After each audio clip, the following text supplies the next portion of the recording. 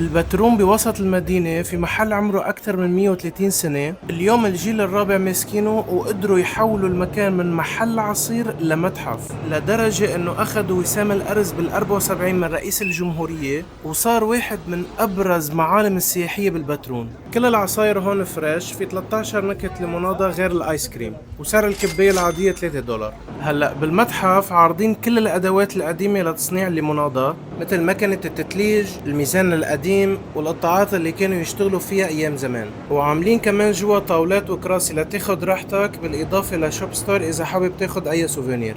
بس أكتر شغلة مميزة بالمكان هي تجربة الشراء من خلال الشباك.